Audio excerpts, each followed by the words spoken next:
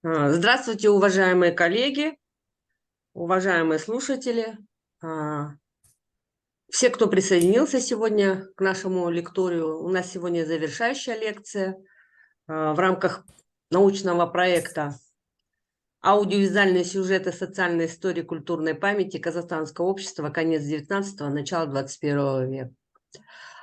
Сегодня мы представляем лектора Нестора Александровича Маничкина, кандидата исторических наук, ассоциированного исследователя Французского института исследований Центральной Азии в Бишкеке, а, который выступит с лекцией «Аудиовизуальные ландшафты сакрального.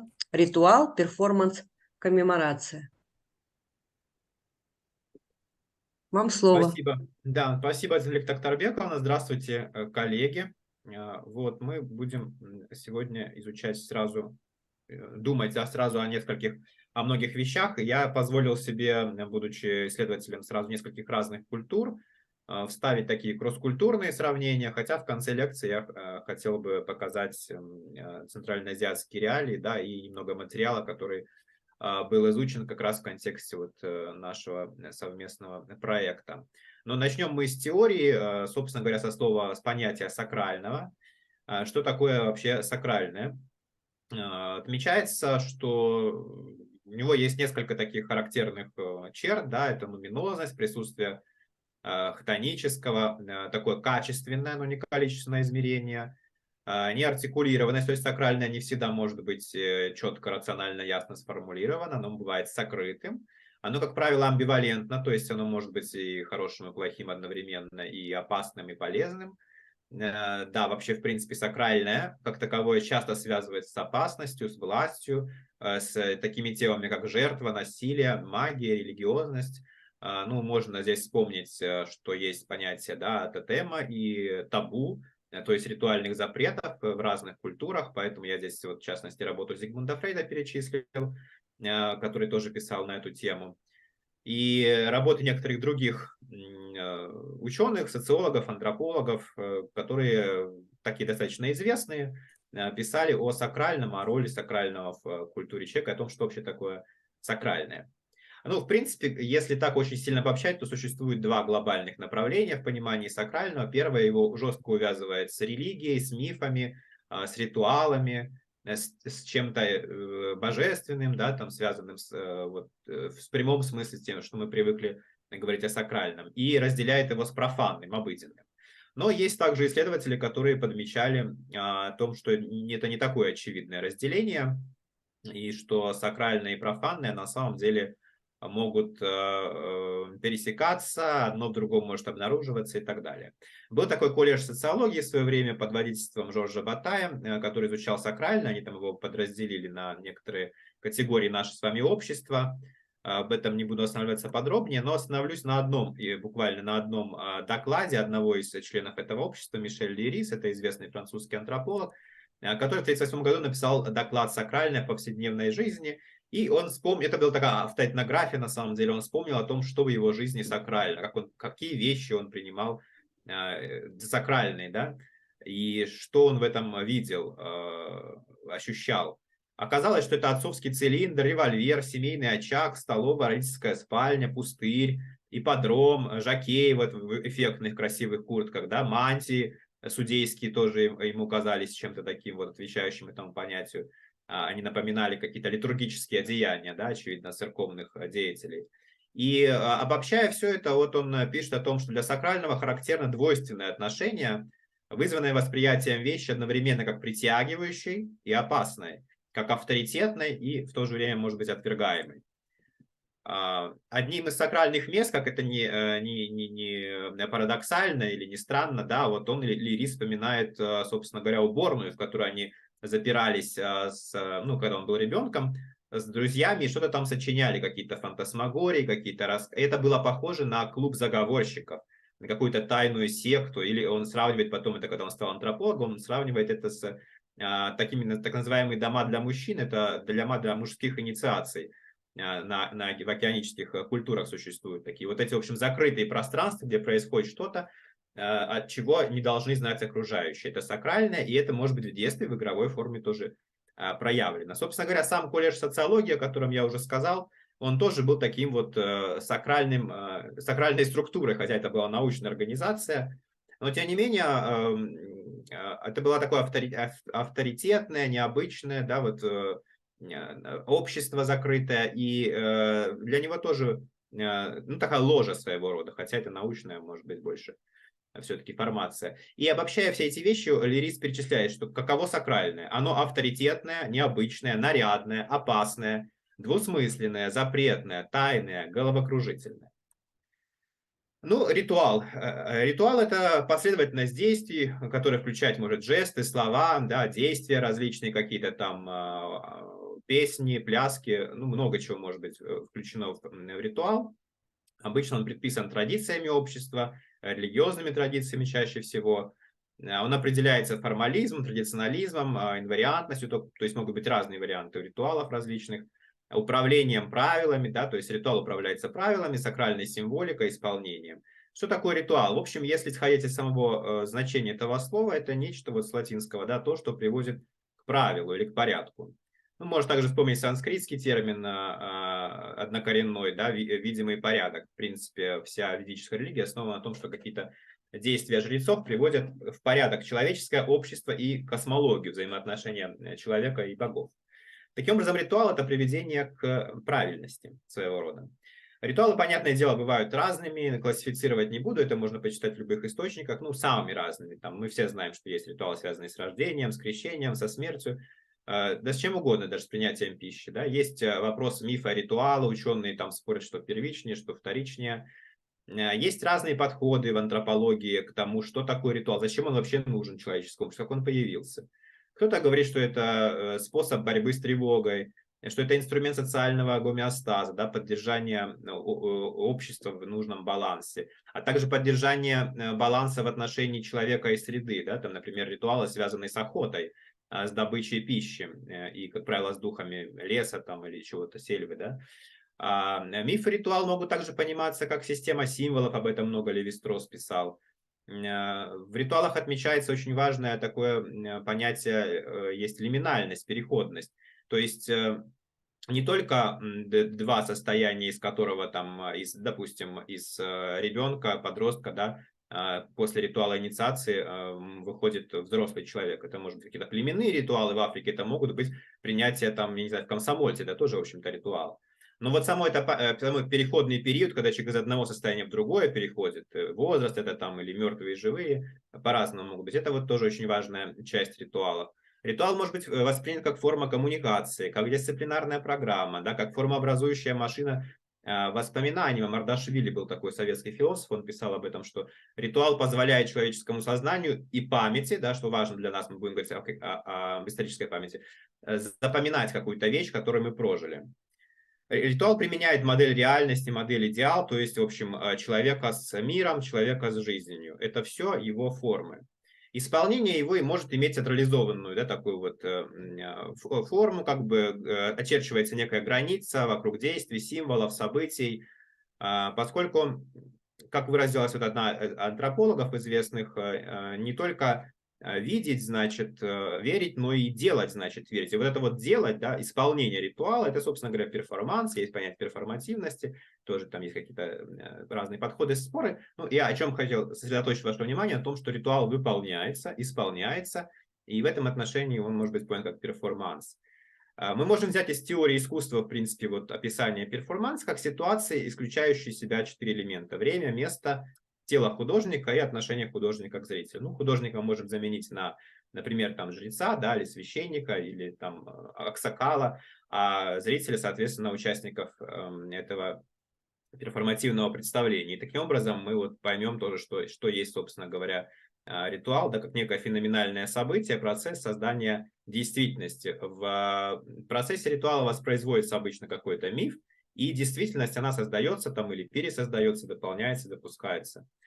Поскольку это все связано с игрой в широком смысле слова, то мы можем говорить также о том, что есть в этой конструкции наличие, ну, важное значение имеет состояние сознания, в котором происходит все воплощение другого. Ну, я просто привел здесь пример из Древнего Египта. Вы видите, что бальзамировщик, да, он как бы представляет собой божество, связанное с психопомпа, который переправляет души, да, на тот свет. Мертвый — это Осирис, и они имеют такие маски, хотя это люди, да, один мертвый, другой бальзамировщик, они как бы одновременно и боги. Часто в ритуалах люди являются кем-либо еще. Я хотел пару слов буквально сказать о ритуалах, связанных с одержимостью, чтобы потом перейти к другой тематике. Почему это интересно и важно? И, ну, это, в принципе, как бы один из моих научных интересов, но также тут можно очень хорошо увидеть роль аудиовизуального, музыки, жестов и тому подобного. Есть церемонии, да, у различных народов, связанные с тем, что духи или божества входят в тело человека и что-то могут там вещать, говорить, делать какие-то действия, предпринимать. И антропологи, конечно, этим чрезвычайно заинтересованы. Вот, например, Пол Столлер, он изучал эти ритуалы и обнаружил в них наличие передачи, цепочку способов передачи исторической памяти об обществах. То есть люди разыгрывают, да, или там, скажем, духи вместе с людьми, они становятся акторами некоего действия, в котором разыгрывается некая вот историческая племенная драма.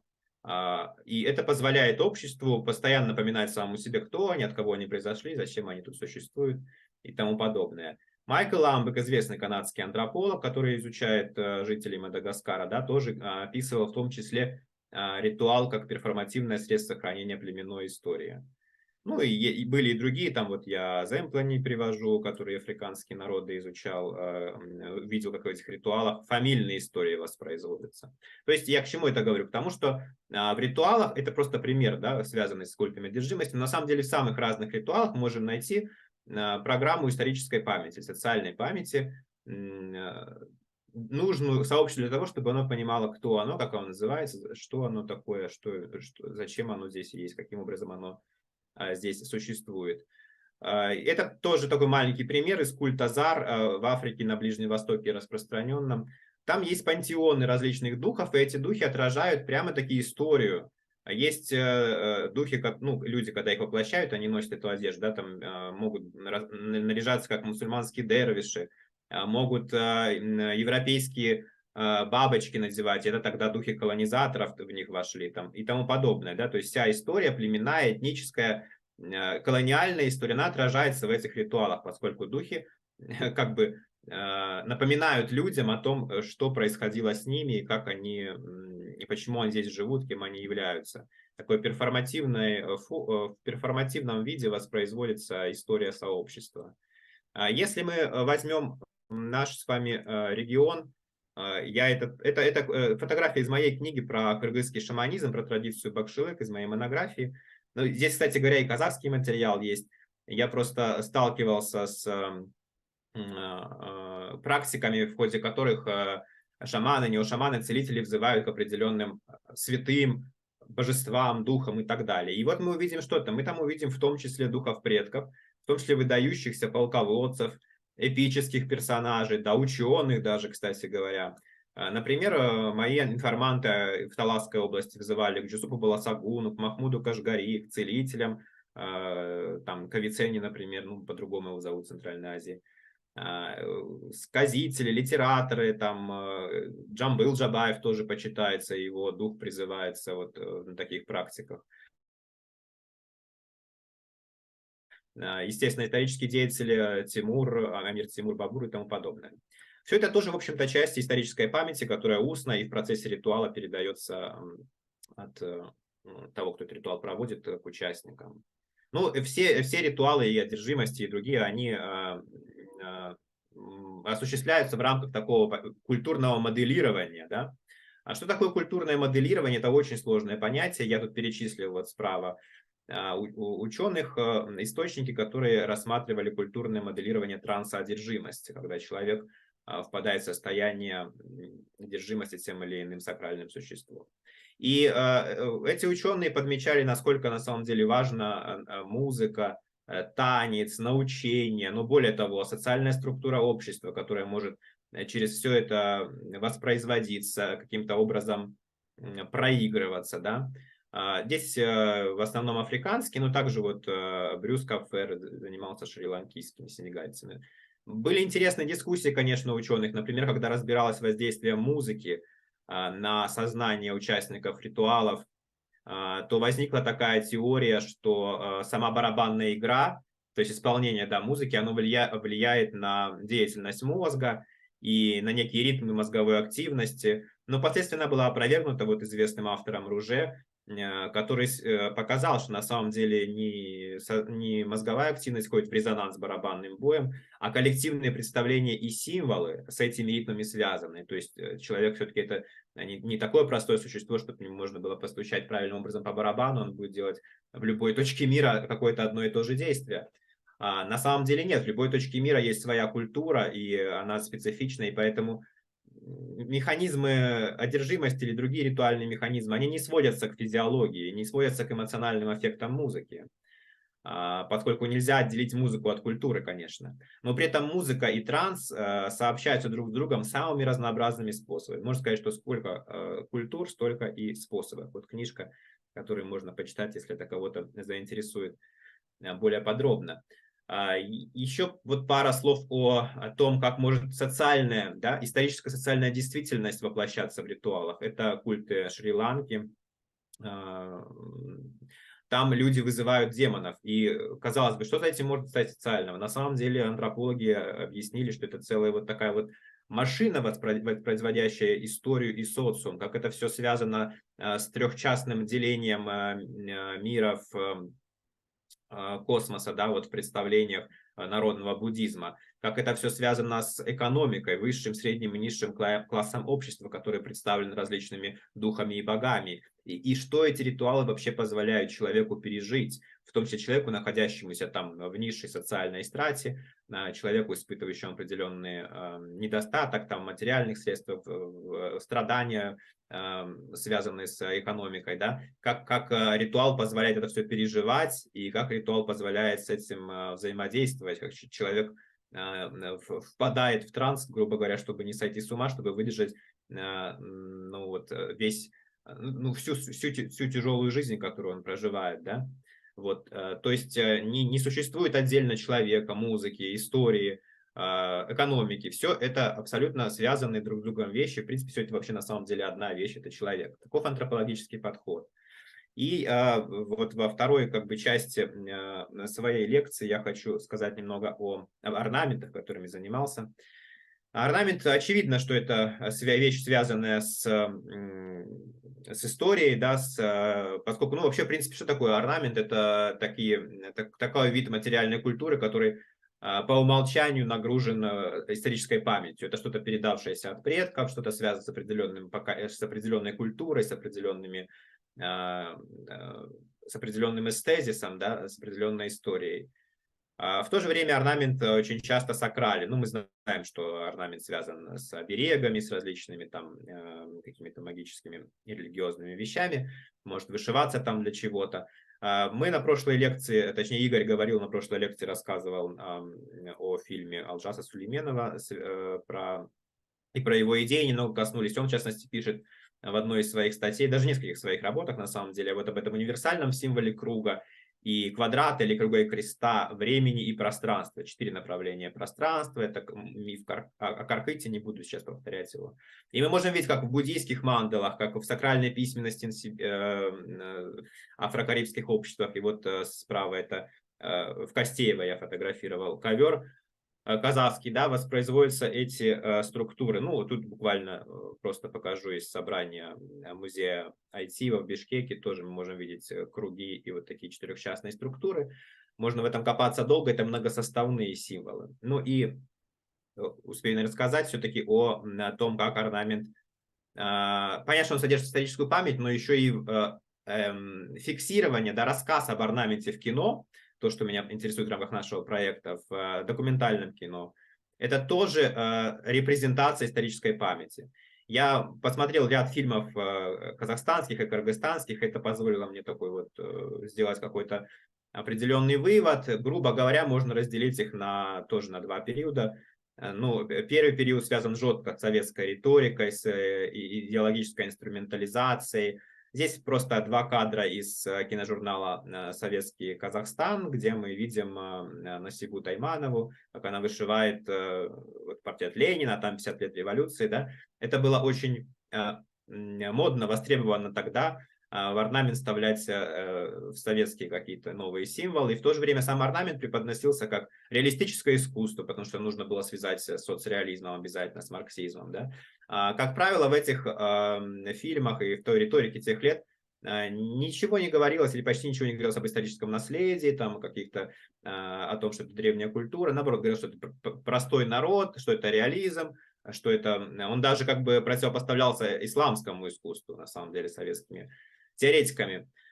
Ну вот в 60-е, в 70-е годы происходит разворот интеллектуальный, да, мы знаем, что шестидесятники оказывают колоссальное влияние на культурные процессы, и, соответственно, в кино это тоже отображается. Что такое кино вообще, да, художественное или культурно для нас, для людей, которые занимаются историей? Для нас это документ, который позволяет нам видеть разворачивание истории ментальности, так сказать.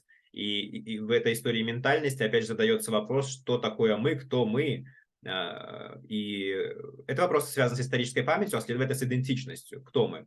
Мы просто какой-то там народ, мы кочевники, которые ничего особо не внесли, в отличие там, от великих оседлых цивилизаций, как это навязывалось зачастую европоцентрическими взглядами, да? Или мы активный актор вообще в мировой истории. И вот как раз появляются такие фильмы. Я здесь два кадра из казахстанского фильма, который как раз вот Игорь о нем рассказывал много на прошлой лекции «История знака коровы». И в Кыргызстане тоже был такой замечательный фильм, позднее снят. «Тигр задрал двух коров» на Джей Ло. И это фильмы, связанные с символикой, не только с орнаментом, конечно, но со всем, что ассоциируется с орнаментом, с письменностью, системами письменности, с тамгами и так далее. И в них уже на передний план начинает выходить другая история про этнометафизику. Кочевник, Великая степь, тюрки, да, они обретают такую свою историческую субъектность, и говорится о какой-то очень долгой истории, и все это воспроизводится благодаря талантам художников, которые работали над этими фильмами, через музыку, через символы, через кадры, таким образом, что даже где-то там не подконтрольно советской цензуре, да, вроде бы это фильмы, не противоречащие по форме, так сказать, конвенциям тех лет, но тем не менее, если мы будем в них вглядываться и слушаться, мы увидим там на самом деле вот, в общем, другие вещи, которые приходят на смену соцреализму и вот этой вот классовой идеологии, вещи, связанные с этнометафизикой. В том числе, там, кстати, там отражаются и научные различные баталий, например, дискуссия, которая до сих пор продолжается о том, возможно ли, что этот орнамент у кыргызов и у казахов имел такую вот функцию, ну, своего рода письма, что это повествовательная функция у него была, эта позиция Бернштам была поддержана, Рындин ее высказывал, но впоследствии она была раскритикована официальной наукой. Не может быть никакого писательного письма у кочевников, и растительные мотивы они позаимствовали у оседлых народов и так далее. И эта дискуссия сейчас уже в деколониальном ключе продолжается. Вот в этих фильмах тоже отражено. На самом деле там определенная точка зрения присутствует, рындиновская как раз-таки, освобождающая, да, раскрепощающая кочевнический этос. Это тоже такое транскультурное сравнение, какие фильмы. Вот на Кубе был в 1964 году снят замечательный фильм, мультфильм точнее, в виде таких движущихся символов. Он весь на африканских языках снят, и он был показан в Париже, а на Кубе его не показывала власть. Он подвергся цензуре. Хотя, как бы, ну, вроде бы тут ничего такого подвергающего сомнению коммунистическую идеологию нет, вообще не об этом речь. Но, тем не менее, власть видела почему-то опасность в таких вещах, как в таком ярком проявлении неподконтрольной народной символической стихии, и он не показывался. Я уже подхожу к концу, еще несколько мыслей скажу вам в рамках этой лекции. Я уже говорил о связи орнамента с сакральностью, да, связи сакральности с властью. И мы можем видеть вот такую линию в развитии репрезентации орнамента, связанную с государственной символикой. Да. Ну, в принципе, в советское время это фотография железнодорожного вокзала, потолок такой вот красивый в Бишкеке есть, видимо, герб окружения орнамента. Можно вспомнить многочисленные ковры, да, тушкиизы или тускиизы, в которые в советские гербы там вставляли голубя мира, серп и молот, и все это вышивалось, таким вот обшивалось орнаментом народным. В каком-то смысле это имело продолжение. Мы знаем, что на флаге Республики Казахстан, вот таком красивом, есть тоже орнамент. И это, конечно, сакрально. В том смысле, что орнамент уже через дискуссию шестидесятых, о которых я два слова сказал в рамках фильма, да, он уже становится, он не просто там обозначает какие-то свои вещи, которые он обозначал во времена кочевых культур, да, в традиционном обществе. Он сейчас уже обозначает еще и субъектность народа, этнополитическую субъектность народов. То есть казахский орнамент – это символ казахов и Казахстана. Но насколько насколько сохранилось или не сохранилось, или трансформировалось сакральное отношение, отношение к орнаменту как к чему сакральному, конечно, можно говорить. На самом деле, когда он был запущен в процессе модернизации на конвейер, да, это уже не была какая-то вышивка, да, вот, которую там от предков могли беречь, она в одном экземпляре, или это был оберег. Нет, это же все благодаря там развитию индустриализации, артелей, рынка, да, все это сейчас уже имеет массовый штамповочный характер, и поэтому здесь может открыто быть дискуссия о симулякрах там и разном отношении. Но это я дом сфотографировал буквально недавно в Бишкеке, вы видите, что здесь кыргызский орнамент нанесен был, и вот его так отреставрировали жители с пренебрежением к архитектуре, на мой взгляд, и к орнаменту, ну, потому что на самом деле нужно было утеплить квартиры, и вот как бы вот часть замазалась. Что это такое? Что это за отношения? Что это, о чем это говорит? Люди как относятся сейчас к орнаменту? Или орнамент, нанесенный на стены, не считается сакральным, потому что это просто украшение, да? Эти дискуссии, они на самом деле есть. Это тоже я изучал в рамках проекта украинцев Казахстана и обнаружил, что там тоже в 20 веке орнамент стал значить субъектность, да, борьбу людей за право на свою культуру, за право на свой язык. Такие вот вышиванки с гербами, они закапывались. В советское время это было небезопасно. Вышиванки могли носить люди, но без таких вызывающих как бы символов. Это вот из Караганды я фотографировал, видите, сочетание желтого и голубого, то есть в национальных цветах украинцев. Такие вещи тоже было достаточно опасно делать. Вот, то есть орнамент, он может выступать как сакральный символ народа, государства, это политических измерений. Он может иметь вот такую вот функцию исторической памяти, идентичности. Это последний мой слайд, на котором я хотел сказать вам, что дискуссия об орнаменте, о его репрезентациях продолжается, и она может быть в меньшей степени пока в нашем с вами регионе, но в мире она есть.